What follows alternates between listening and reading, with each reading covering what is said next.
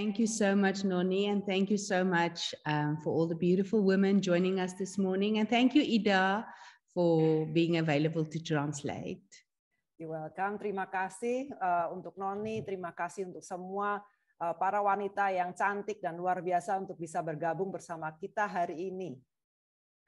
You know, I'm so excited for what the Lord is doing in these times, especially after COVID. Saya sungguh bergairah, bersemangat untuk melihat apa yang Tuhan sedang kerjakan pada kita semua, khususnya setelah COVID. And how He's really restoring all things to be in His perfect plan and His perfect will.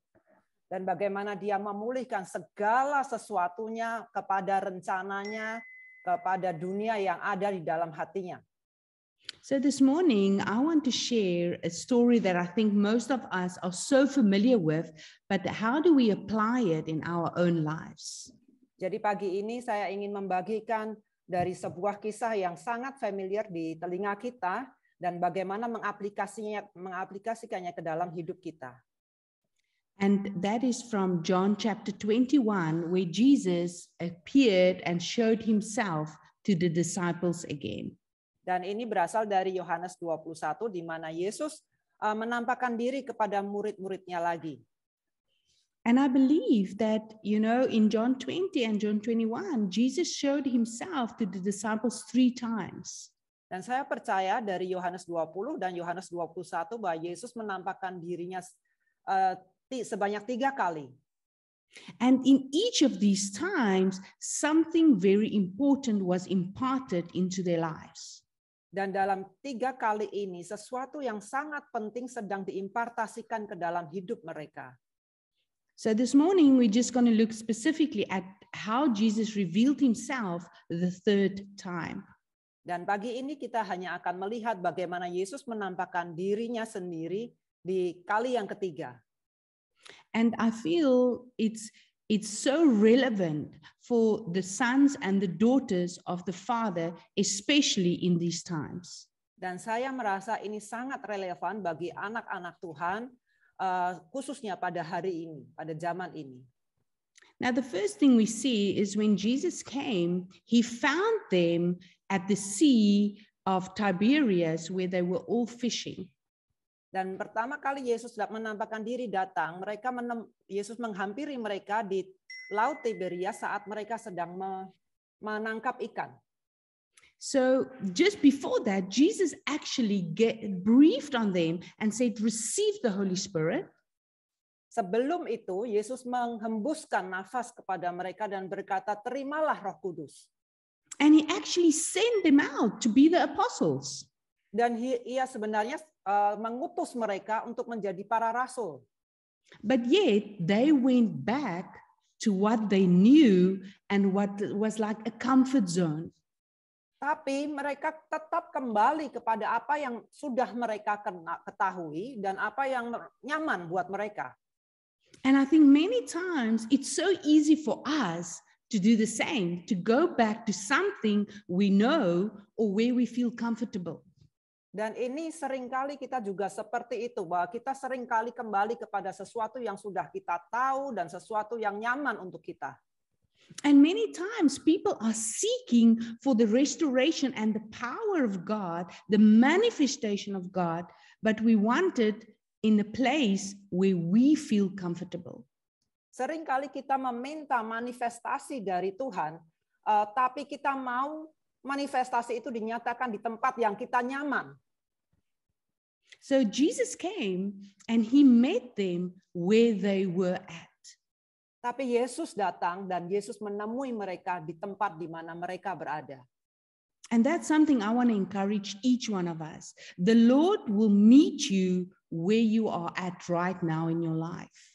Dan inilah yang saya ingin bagikan kepada Anda semua, bahwa Yesus akan menemui saudara-saudara di tempat di mana saudara-saudara berada.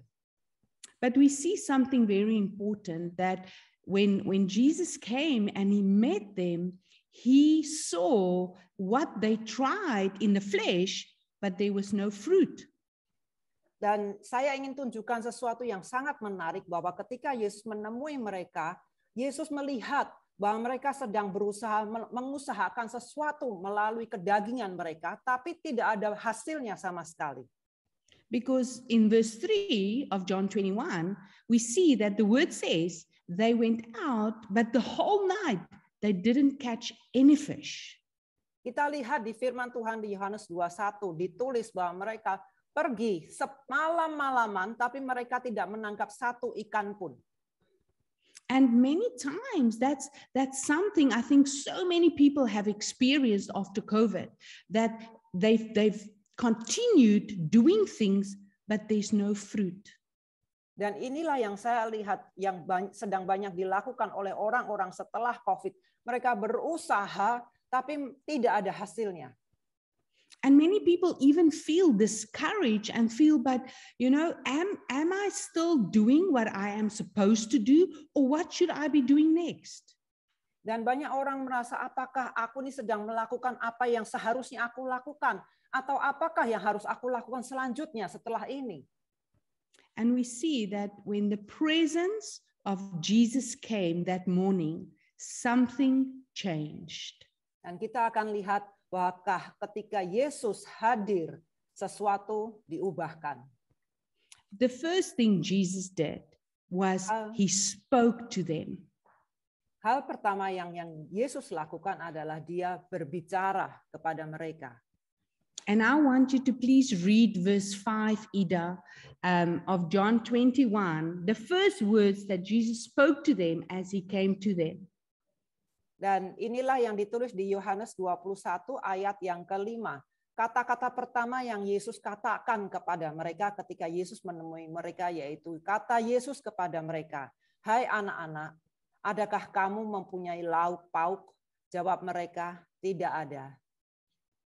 When we read it, it just looks like, Jesus was concerned about whether they have eaten or not.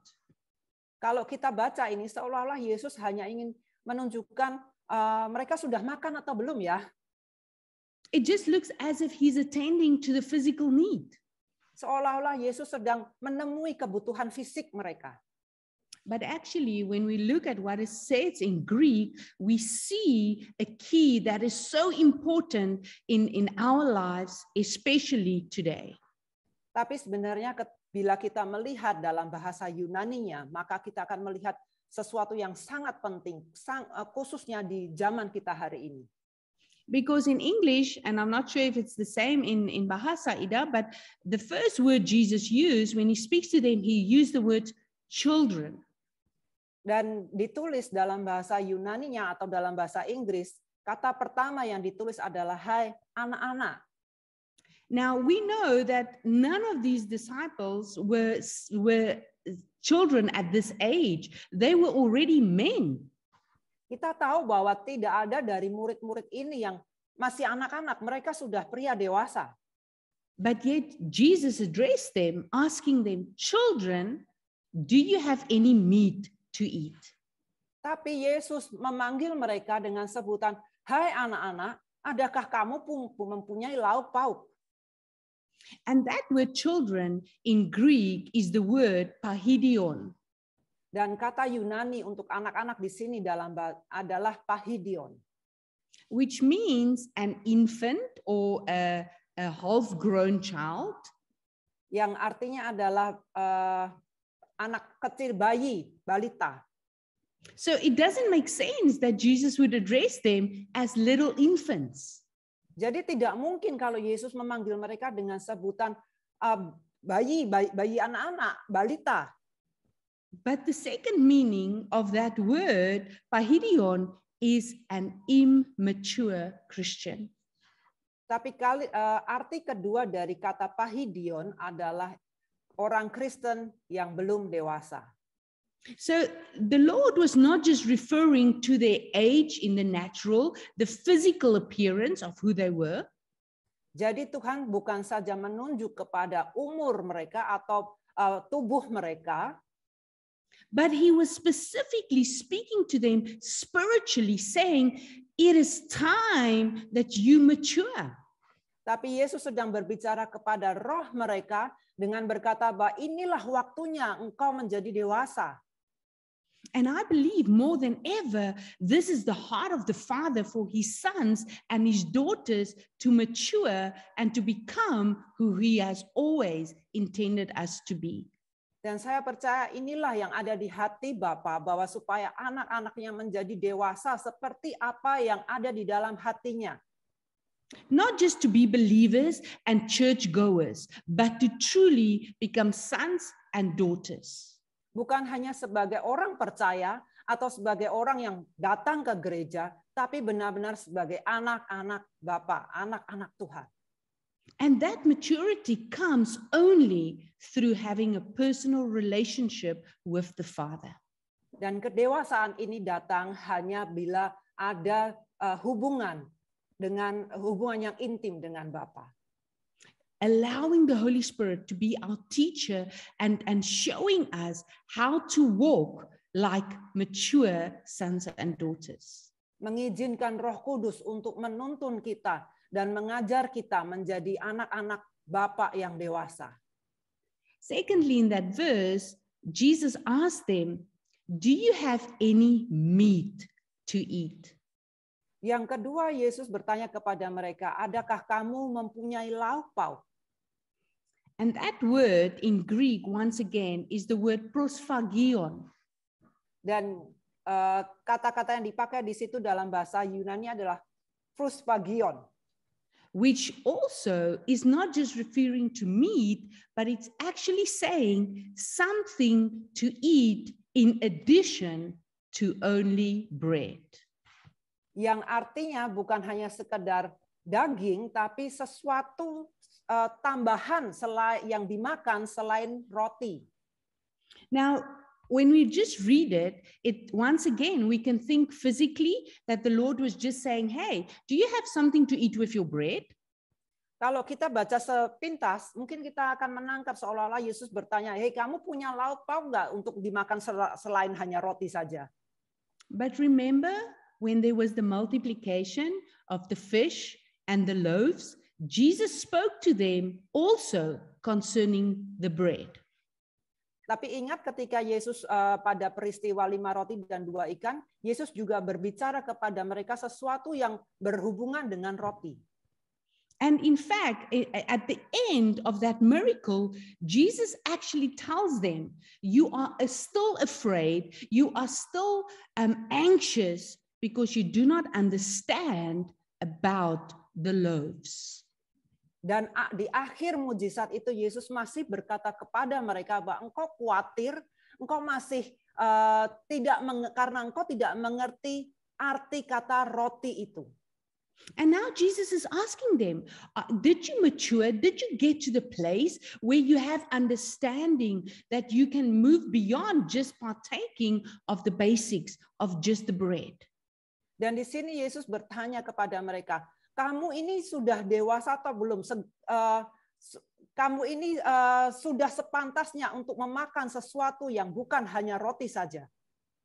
And they answer him by saying no. It's as if they still don't understand how to partake of the real meat of the gospel. Dan di sini mereka menjawabnya tidak ada. Mereka seolah-olah berkata mereka masih belum mengerti bagaimana itu makan sesuatu yang lebih dari sekedar roti saja di dalam Injil.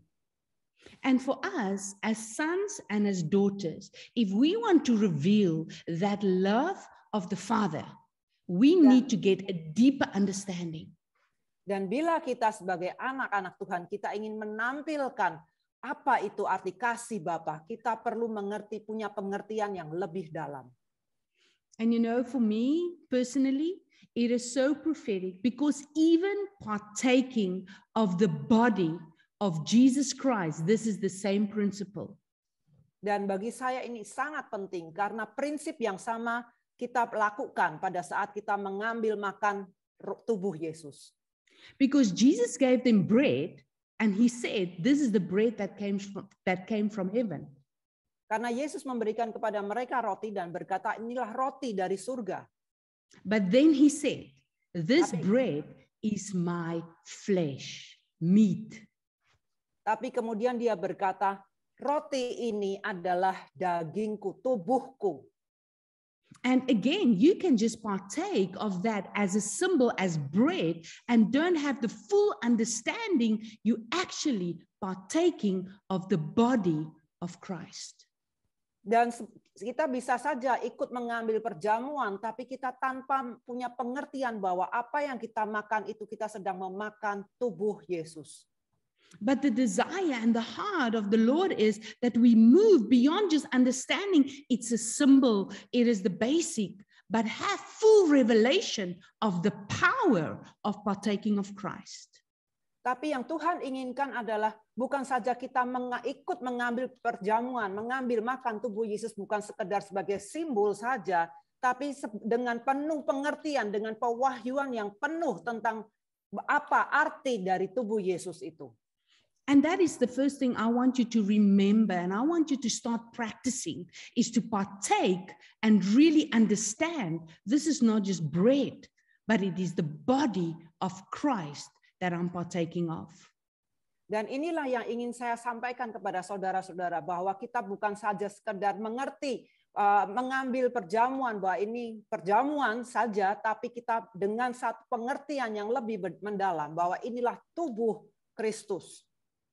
And that through the body of Christ, all things have been restored to the perfect will and plan of the Father. Dan melalui tubuh Kristus, semuanya dipulihkan kepada rencana mula-mula Bapa. That you can live the fullness of Colossians 2 verse 10 through the blood and the body of Christ. Bahwa kita bisa hidup seperti apa yang dituliskan di Kolose 2 ayat 10 melalui tubuh dan darah Yesus. But then Jesus gave them an instruction. He said, you have to get to the place of maturity, of partaking with understanding of this bread. Kemudian Yesus membawa mereka kepada satu pengertian bahwa engkau harus mengambil tubuh ini, roti ini dengan satu pengertian yang lebih dalam. And then he speaks the words and he says, go back, but now cast the net on the right side of the boat. Dan kemudian Yesus berkata kepada mereka, kembalilah, tapi kali ini tebarkan jalamu di sebelah kanan perahu. Now this was the same lake with the same boats, the same net, the same fishermen, and they have been there all night.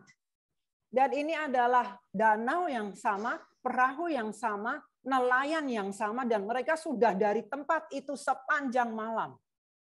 But prophetically, we have the understanding what it means when Jesus speaks about the right side of the boat.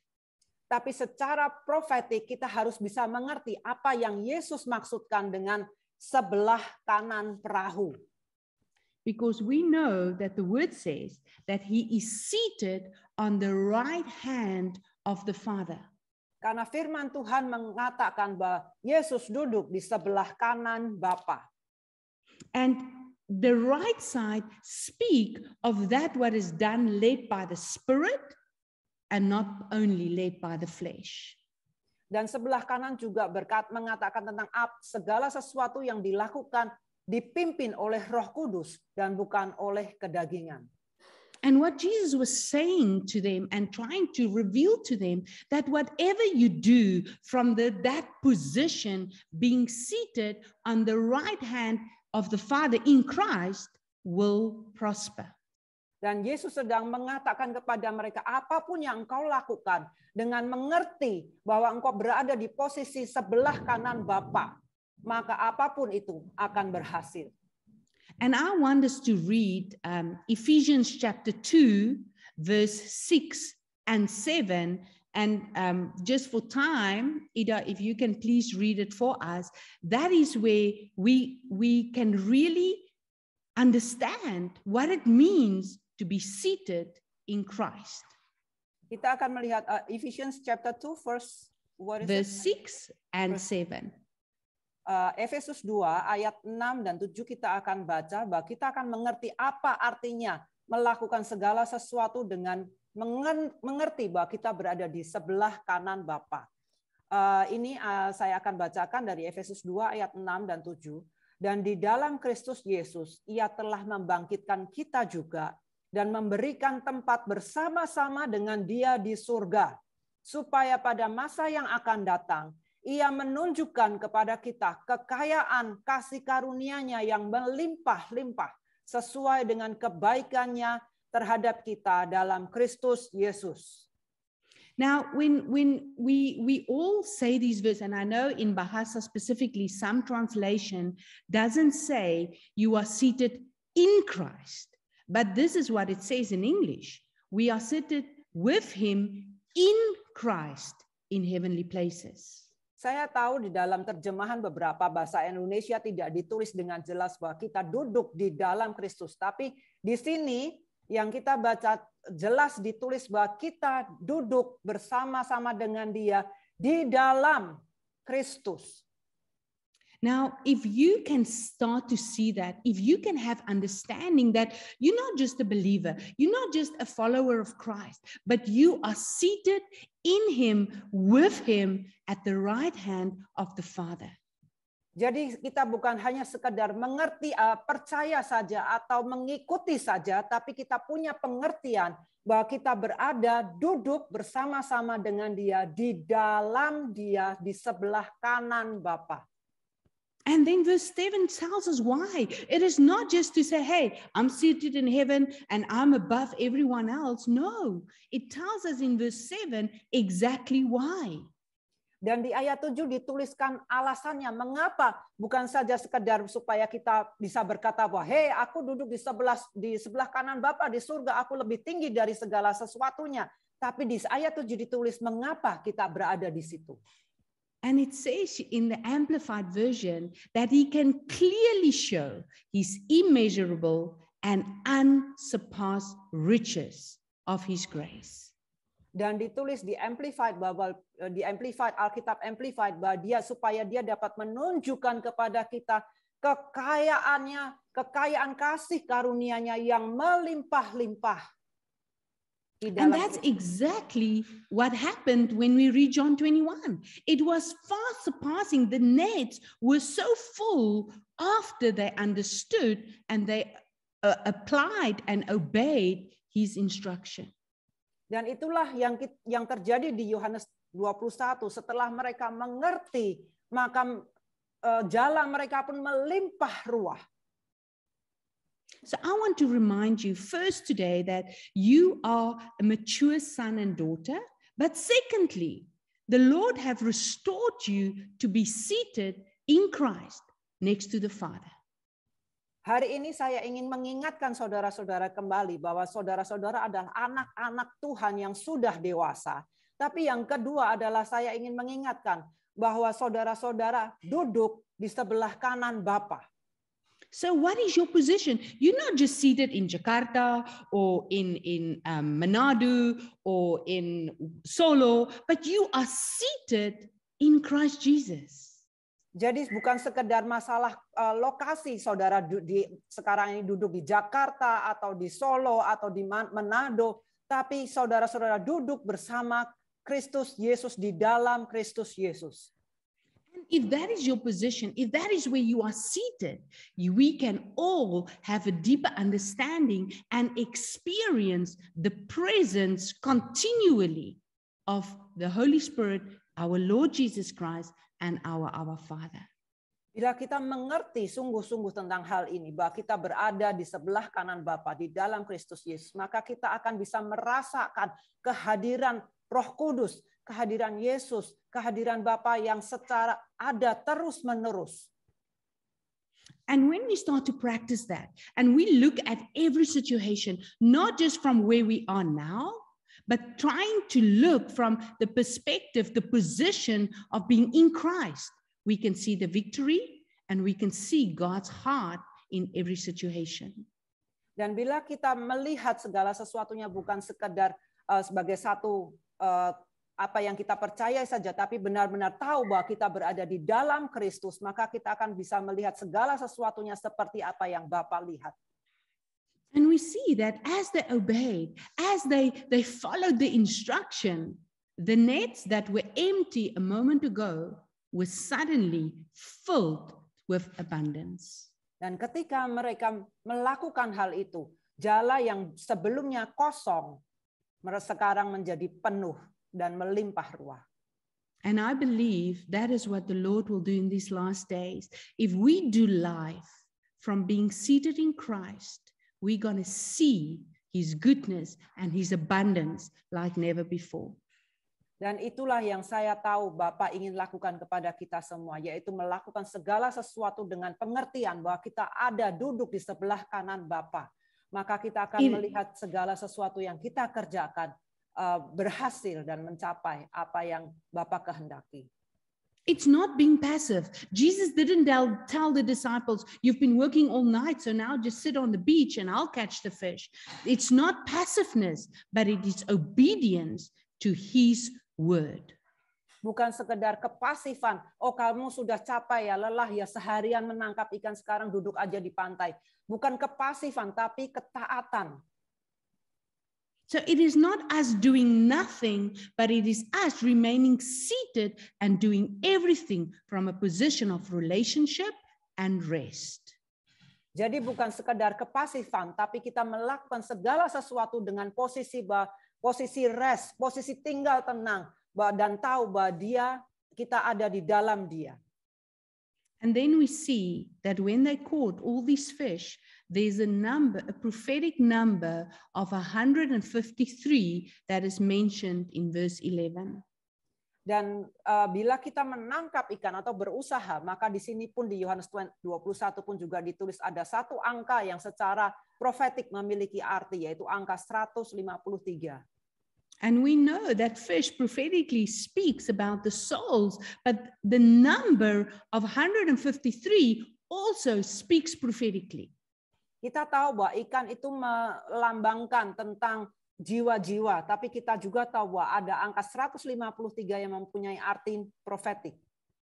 And that number means, number one, only God provides, because it's, if you count the numbers in Hebrew, it is the name of God as provider. Karena bila kita hitung angkanya, jumlah angkanya dalam bahasa Ibrani, maka kita akan melihat di situ Allah sebagai Dia yang menyediakan. And secondly, it is also the number that presents sons of God. Dan yang kedua itu adalah juga angka yang melambangkan tentang anak Allah.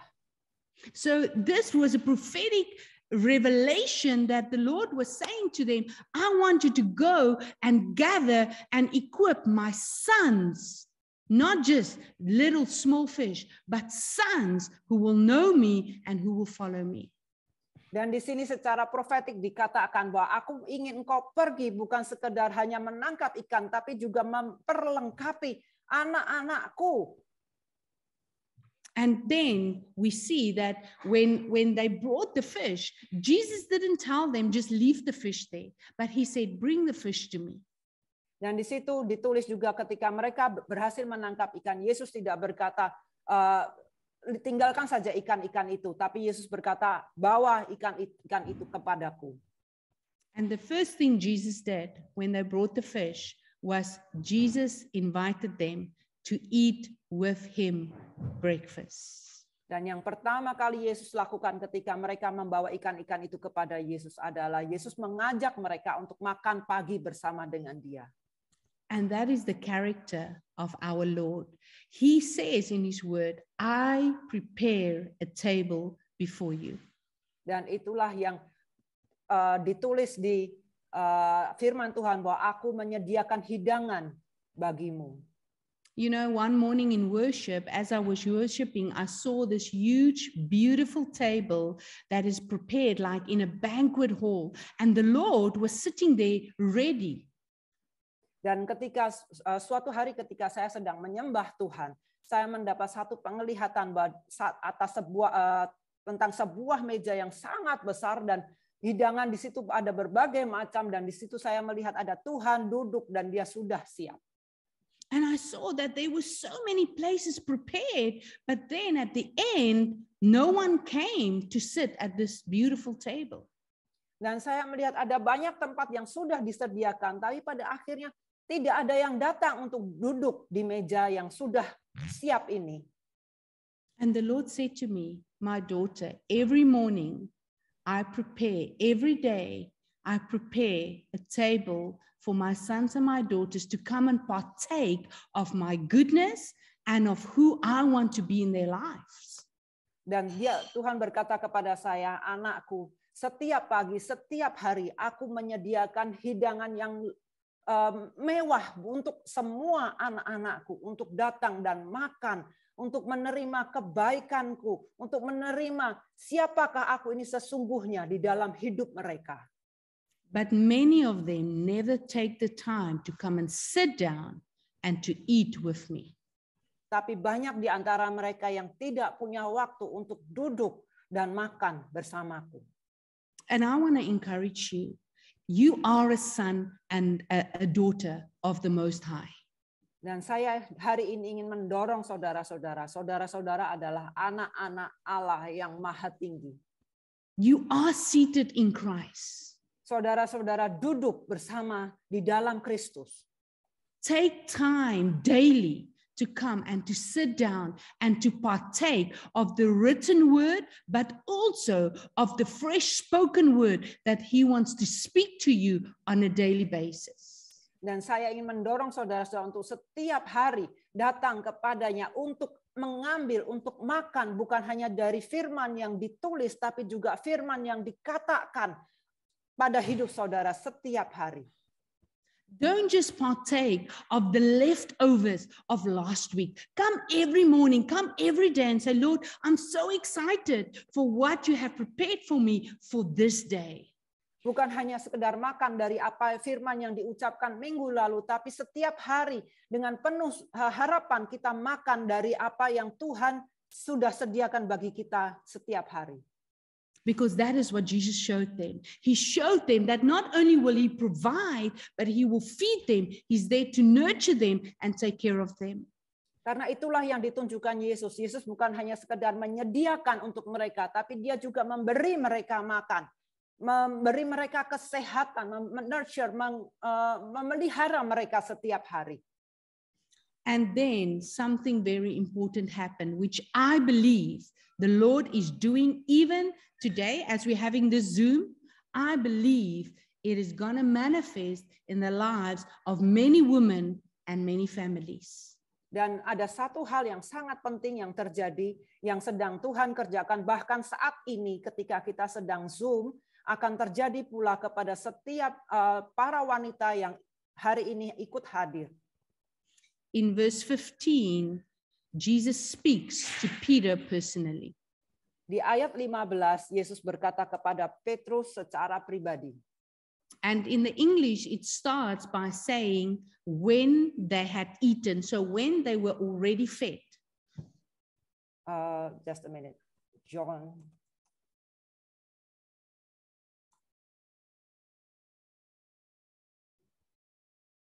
Dan ditulis di dalam bahasa Indonesia dikatakan Yesus kepada Petrus secara spesifik, yaitu sesudah sarapan. Jesus asked Peter this question, Simon Peter, do you love me more than these? Dan di situ Yesus bertanya kepada Simon Petrus, Simon, anak Yohanes, apakah engkau mengasihi aku lebih daripada mereka ini? And once again, if we read it in English, we just read the word love. And I don't know in Bahasa, but it's just the same word that they use when Jesus speaks and when Peter speaks. Tapi ketika kita membaca bahasa Inggris, maka hanya ada satu kata kasih, yaitu satu kata yang dipakai ketika Yesus bertanya dan satu kata yang sama yang Petrus jawab. But when we look at the Greek, it's not the same word, because the word that Jesus first used when he asked Peter, he asked him, Peter, do you agape me?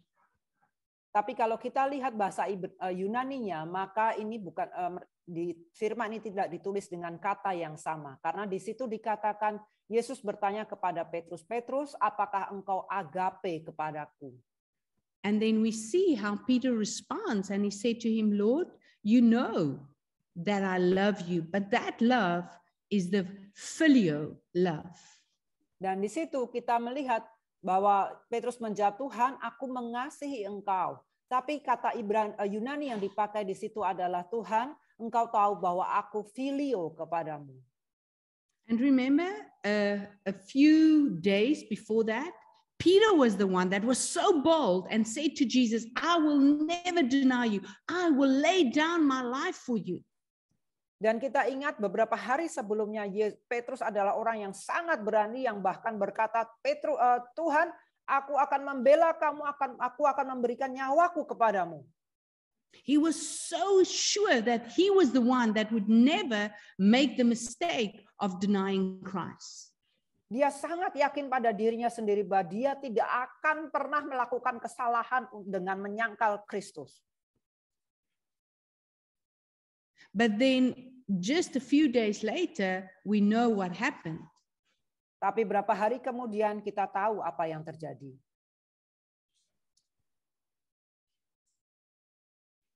And you know, when we read in John 18, we see that the very place Peter denied Christ was next to a fire where he was standing warming his flesh when he was cold. Dan kita lihat pertama kali Petrus menyangkal Yesus adalah ketika dia duduk di sebelah perapian, sedang menghangatkan dagingnya, tubuhnya. Now we see that they were standing next to a fire again. But this time, it is Jesus who's restoring Peter with love. Dan kita lihat di sini bahwa Petrus kembali duduk di sebelah perapian. Tapi kali ini Yesus sedang memulihkan Petrus kembali kepada kasih. And after a second time, when Jesus asked him, do you agape me? And Peter said, no, Lord, you know everything, I only filio you. Dan ketika kedua kalinya Petrus pun juga kembali ditanya, apakah engkau agape kepadaku? Petrus juga menjawab, tidak Tuhan, aku hanya filio kepadamu.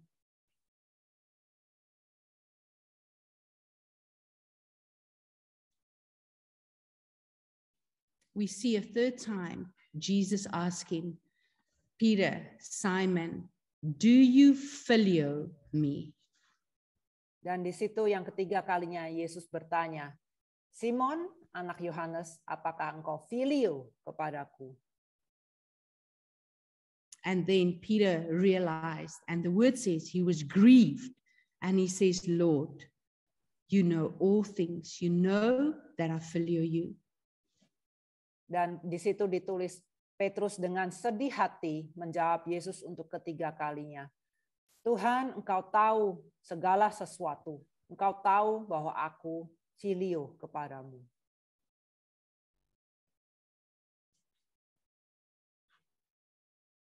And even here we see that first, Jesus said to him, take care of my lambs. But now we see Jesus tells him, feed my sheep. Yang pertama Yesus berkata, peliharalah domba-dombaku. Tapi di sini Yesus berkata, berilah mereka makan, beri domba-dombaku makan. And Jesus restores Peter completely, fully, to not only just take care of the matters that is for the little sheep, but he trusts him and said, become a shepherd of my sheep. Dan di sini Tuhan memulihkan Petrus, bukan hanya sekedar untuk memelihara, menjaga domba yang kecil-kecil, itu yang ditulis yang pertama kali, domba yang kecil-kecil, tapi di situ Petrus diangkat menjadi gembala untuk memelihara, untuk menggembalakan domba-dombanya. Jesus met Peter at the same place next to a fire, not with judgment, not condemning him for what he did. Yesus menemui Petrus di tempat yang sama, bukan untuk menghukum dia, bukan untuk menuduh dia.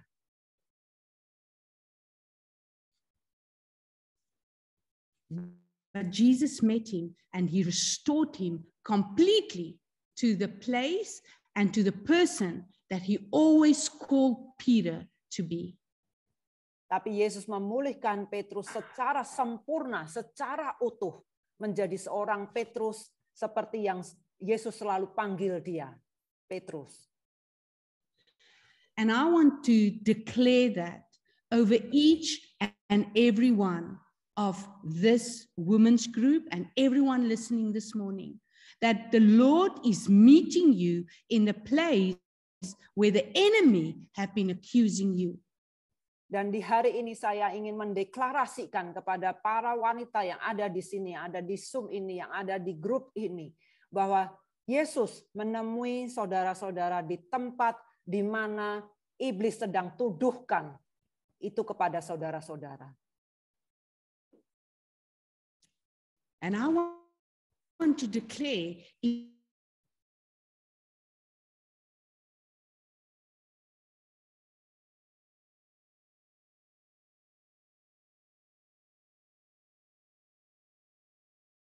Hilang ya. Sorry kayaknya. Sorry, Ida. Oh, oke, udah balik kayaknya. Sorry. Ya, oke. Ya. I don't know what you heard, Ida, because I saw myself and then I was gone. Yeah, I thought you were raptured. Hey, then we all would have been, hey? Oh yeah, that's true. So you were saying that Jesus is restoring Peter to the place where Jesus called Peter. Amen. And I truly believe that for too long, the enemy have been accusing and almost keeping people hostage because of what happened in the past. Dan saya percaya musuh itu sedang memerangkap orang, menawan orang-orang atas sesuatu yang terjadi di masa lalu. And I want you to believe in this day that the Lord Jesus Christ is looking you in the eyes and saying, my daughter, I don't judge you. I don't condemn you for where you were. Dan di sini saya ingin saudara-saudara mengerti bahwa Yesus sedang memandang mata saudara dan berkata, anakku perempuan, aku tidak menghukum engkau. Aku tidak menuduh engkau atas apa yang terjadi di masa lalu. But through me, through being seated in me, you have been completely, fully restored to the story that the Father has written over your life. Tapi melalui aku, melalui duduk di dalam aku, bersama aku, Bapa sedang memulihkanmu ke tempat di mana yang sudah Dia tulis tentang hidupmu. Remember in the beginning when Jesus called the disciples and he was walking with them, ministering, he knew exactly what each disciple would become. Ingat ketika Yesus sedang berjalan bersama dengan dua orang murid dan mendengarkan apa yang sedang mereka diskusikan, Yesus tahu dengan persis apa yang akan mereka lakukan. He knew exactly that Judas would be the one that would betray him. Dia tahu dengan pasti bahwa apa yang Yudas sedang rencanakan bahwa dia akan mengkhianatinya. He knew exactly that Peter would be the one that would deny him. Dia tahu dengan persis bahwa Petrus akan menyangkal dia. And yet he spoke these words to Peter and said, on the rock, Peter, because you have revelation that I'm the Son of God, I will build my church. Tapi Yesus berkata kepada Petrus, Petrus, engkau adalah batu karang karena engkau tahu bahwa siapakah aku, maka di atas batu karang ini aku akan membangun gerejaku. And Jesus didn't, after Peter made a mistake and denied him, Jesus didn't say, it's no longer you, Peter, that is chosen. He came back and he met him at a fire again. Dan Yesus tidak membuang Petrus begitu saja setelah dia melakukan kesalahan. Tapi Yesus justru menemui Petrus di pinggir perapian, di tempat di mana dia menyangkal Yesus. And I want to declare over each and every one of you. There's a story that the Father has written about your life long before your parents even dreamed to have a child. The Father had a dream and a story about your life. Dan saya ingin beritakan kepada saudara-saudara bahwa Tuhan sudah punya satu kisah yang Dia tulis tentang hidup saudara-saudara. Jauh sebelum saudara-saudara ada, bahkan jauh sebelum orang tua saudara merencanakan kehadiran saudara. And no matter which mistakes you make, no matter what happened in your life, I want to declare this morning in Jesus' name that the lies of the enemy over your life is destroyed.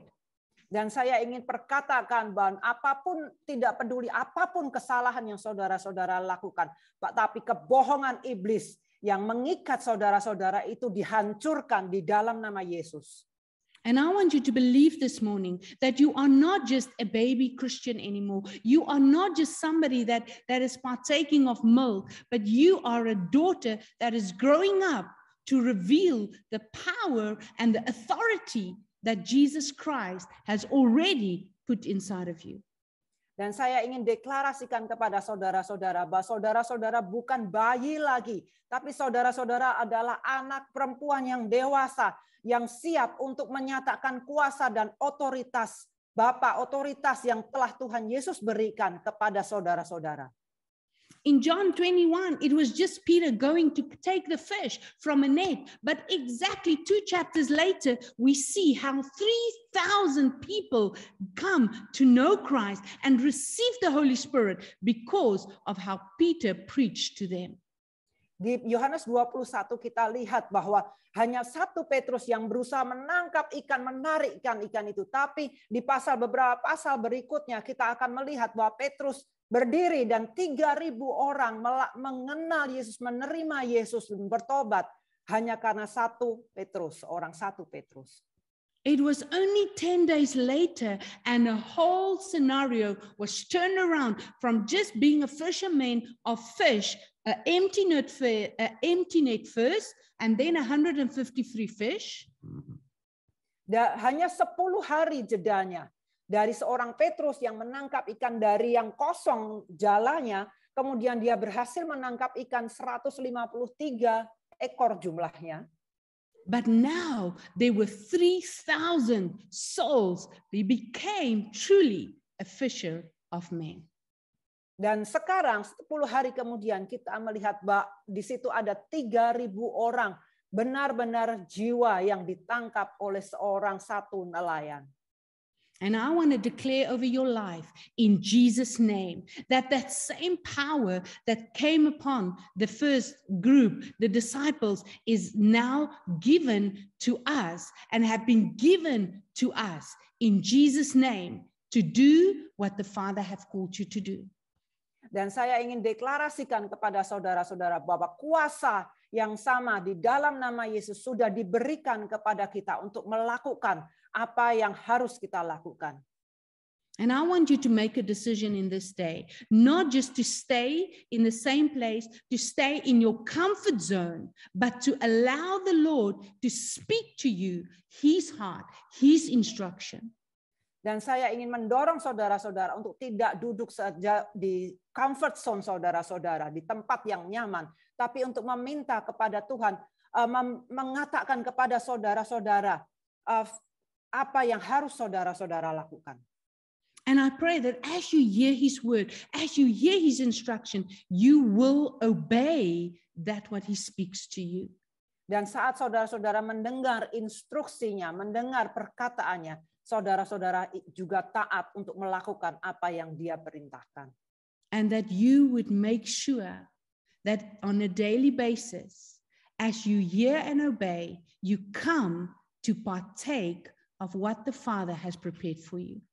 Dan setiap hari saat saudara-saudara datang untuk mendengar apa yang Dia ingin sampaikan kepada saudara-saudara, saudara-saudara juga ikut mengambil bagian makan dari apa yang Dia sediakan untuk saudara-saudara. I want to pray over you, Luke 24, verse 45. Saya ingin berdoa untuk saudara-saudara dari Lukas 24 ayat 45. that you would truly comprehend and have a much more deeper understanding and revelation of the Word of God. Supaya saudara-saudara benar-benar menangkap dan mempunyai pengertian yang lebih dalam. And as you partake, as you have that time of fellowship, eating and having fellowship with the Lord, Dan saat saudara-saudara bersama-sama bersekutu makan dari Dia, I pray that in the same manner, you will on a daily basis hear Him speaking His love and His goodness over your life. dan saya berdoa biarlah setiap hari saat saudara bersekutu bersama dengan Dia, saudara-saudara mendengar kata-katanya yang penuh kasih untuk saudara-saudara. In Jesus' mighty name, I want to cancel every word of rejection and every word that brought insecurity in your life. Dan saya di dalam nama Yesus, saya ingin mematahkan semua kata-kata yang membawa ketidakamanan dan kata-kata yang menuduh saudara di dalam nama Yesus. I want to cancel every lie that you are not worthy and that you are not good enough. Saya ingin mematahkan semua tipuan yang mengatakan bahwa saudara-saudara itu tidak pantas, tidak berharga. Holy Spirit, I pray that in this day you would once again speak the heart of the Father to every woman. Roh Kudus, aku berdoa supaya sekali lagi pada hari ini Engkau menyatakan isi hati Bapa kepada mereka semua. Abba Father, I ask you to reveal to each and every woman your purpose and your plan for their lives. Bapa di surga, aku berdoa supaya Engkau menyatakan rencanamu dan kehendakmu kepada semua wanita, semua perempuan yang ada di sini dalam hidup mereka. And Lord, I ask you that as they hear your voice, as they hear your heart, that they will respond. Dan Tuhan, aku berdoa saat mereka mendengar isi hatimu, biarlah mereka meresponinya. Thank you, Holy Spirit, that you pour out your perfect love upon each and every one of your daughters. Terima kasih Roh Kudus karena Engkau telah mencurahkan kasih-Mu yang sempurna kepada setiap perempuan yang ada di sini. Thank you for the perfect love that covers a multitude of sin. Terima kasih untuk kasih yang sempurna yang menutupi dosa yang begitu banyak. And thank you that as this love become our reality, that we will draw closer and closer to your heart. Dan terima kasih bahwa kasih inilah yang menjadi realitas kami. Sehingga kami semakin hari semakin dekat kepada kasih-Mu. That we are transformed through your word from glory to glory. Sehingga kami diubahkan melalui firman-Mu dari kemuliaan kepada kemuliaan. In Jesus' mighty name. Di dalam nama Yesus yang perkasa. Amen. Amin. I want to declare that there will be no more empty nets in Jesus' mighty name. Saya ingin menyatakan bahwa tidak akan ada lagi jala yang kosong di dalam nama Yesus. I want to declare in Jesus' mighty name that each one of us will know exactly what is the heart and the plans the Father has for us. Saya ingin menyatakan bahwa setiap kita yang ada di sini, bahwa kita akan mengerti isi hati Bapa dan kehendaknya bagi kita semua. And just like Peter, as he was restored, he walked it out from glory to glory. Dan sama seperti Petrus, ketika dia sudah dipulihkan, dia melakukannya dari kemuliaan kepada kemuliaan. Remember, you are loved, you are a daughter of the Most High, and your nets are full. Dan saudara-saudara ingatlah bahwa saudara-saudara dikasihi, saudara-saudara adalah anak-anak Bapa yang Maha Tinggi. Be blessed and be a blessing. Dan saudara-saudara, jala saudara pun juga pelimpah ruah. Kiranya saudara-saudara diberkati dan biarlah saudara-saudara jadi berkat.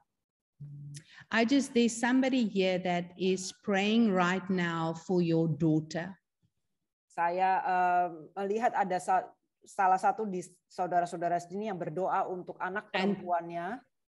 And you're really concerned about the decision your daughter is making. Dan saudara benar-benar prihatin untuk keputusan apa yang harus diambil oleh anak saudara. I just see that the Lord says, take this word and declare over your daughter that she is restored to my love, not the love of humans.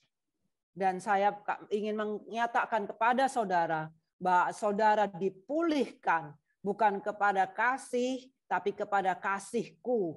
Bukan pada kasih saja, tapi kepada kasihku. In Jesus' mighty name. Di dalam nama Yesus. Thank you, Lord. I declare over these young women, Lord. I see it's more than one. I declare over their lives, Father, the purpose and the plans you have, Lord, will not be robbed. It will not be stolen in Jesus' name. Dan aku berdoa bukan hanya kepada anak perempuan ini. Aku melihat banyak anak perempuan lain juga. Biarlah mereka dipulihkan. Rencanamu atas hidup mereka tidak akan dicuri, tidak akan dibatalkan. Thank you, Father, that young women will rise up and they will walk in what you have destined for them to walk in Jesus' name. Dan aku percaya Tuhan, Engkau akan memulihkan mereka dan mereka akan berjalan sama seperti apa yang ada di dalam kehendak-Mu, yaitu bahwa mereka berjalan. Amen. Amin. Thank you so much, Ida. Thank you, everyone.